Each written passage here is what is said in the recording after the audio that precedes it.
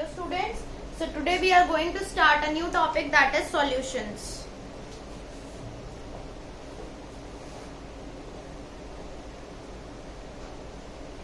Till now we have studied about solid state, that is a one kind of matter, state of matter. ठीक है, solids एक state of matter होता है. एक और state of matter क्या होता है? Liquids. तो in this chapter we will be studying about liquids, सारी उनकी properties, कैसे अलग अलग kind of liquids बनते हैं, क्या composition रहती है, उनको हम measure कैसे कर सकते हैं.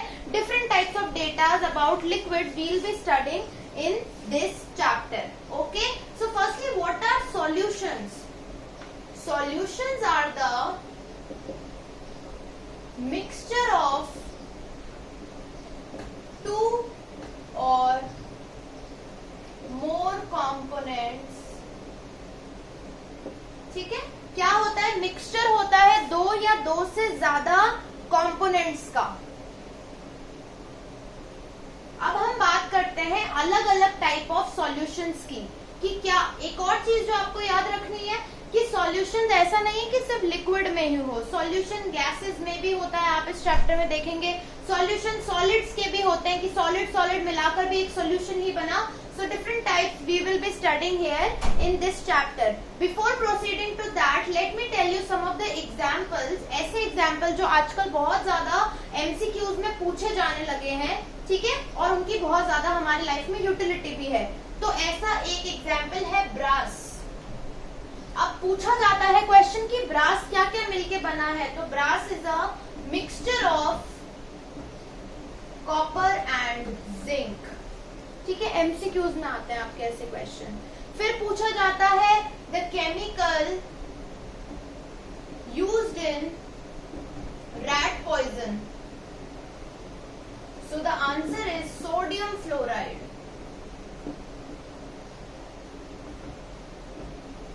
देन पूछा जाता है कि जर्मन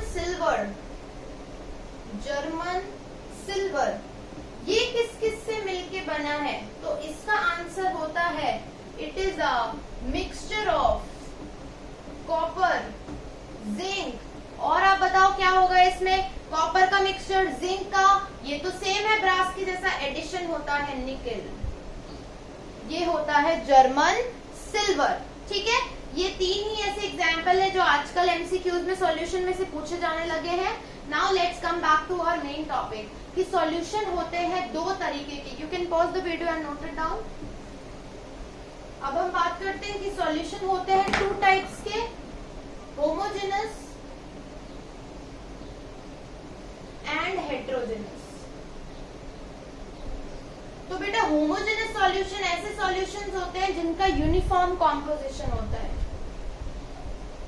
यूनिफॉर्म कॉम्पोजिशन मतलब हर तरफ एक जैसे. और हेट्रोजेनस का नॉन यूनिफॉर्म कॉम्पोजिशन.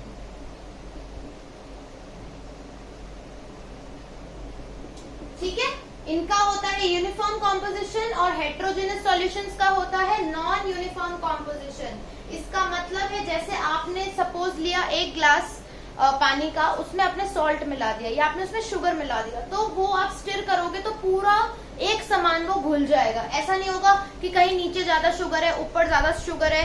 ठीक है, वो एक समान घुल जाएगा, टेस्ट में भी एक समान ही हमको लगेगा. लेकिन हेट्रोजेनस में ऐसा नहीं होता. हेट्रोजेनस में आप सॉल्यूट को डालते हो, वो नीचे जाके जम जाता है. ठीक है, और क्या इनकी they have same physical properties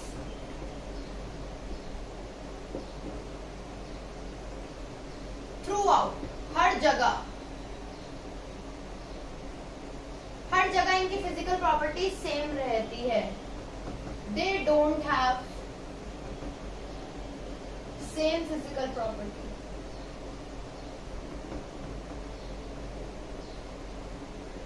ठीक है, नेक्स्ट एग्जाम्पल लिख सकते हो. Salt plus water, sugar plus water,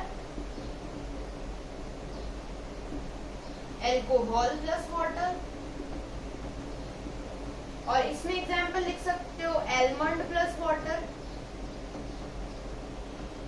और क्या लिख सकते हैं? Sand plus water. एक और चीज आप ये इन एग्जाम्पल से आप ये नोट कर सकते हो कि दे आर इनसेपरेबल।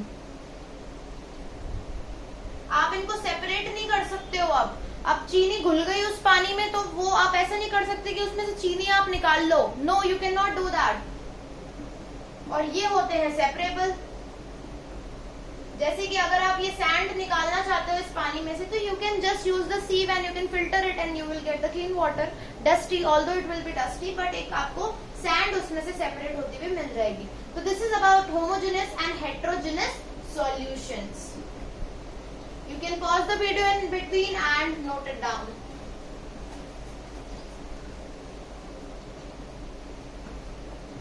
इसके बाद सॉल्यूशन में दो चीजें प्रेजेंट होती है। सॉल्यूशन दो चीजों से मिलके बनता है, वो होता है सॉल्यूट प्लस सॉल्वेंट। उनसे मिलके बनता है सॉल्यूशन। तो सॉल्यूट क्या होता है? तो लिख लो, the component which is present in less quantity in solution। Solution में जो कंपोनेंट कम क्वांटिटी में प्रेजेंट हो वो होता है सॉल्यूट। और सॉल्वेंट क्या होता है? Component which is present in large quantity. खूब ज्यादा क्वांटिटी में जो प्रेजेंट होगा वो होगा सॉल्वेंट। और सॉल्वेंट ही डिटरमिन करता है या बताता है फिजिकल स्टेट ऑफ सॉल्यूशन। मतलब सॉल्वेंट ही बताएगा कि वो सॉल्यूशन जो बनने वाला है सॉल्यूट प्लस सॉल्वेंट को मिला के, क्या वो सॉलिड होगा या वो लिक्विड सॉल्यूशन होगा या वो गैसियस सॉल्यूशन होगा। तो ये बात सिर्फ सॉल्वेंट ही आपको बता सकता है। ठीक है। सो अगर हम बात करते हैं गैसियस सॉल्यूशंस की तो मैं एग्जाम्पल देके बता देती हूँ कि जैसे आप अगर अपन बात करते हैं गैसियस सॉल्यूशंस की, कि कोई ऐसा सॉल्यूशन जिसमें सॉल्यूट भी गैस हो और सॉल्वेंट भी गैस हो, गैस प्लस गैस।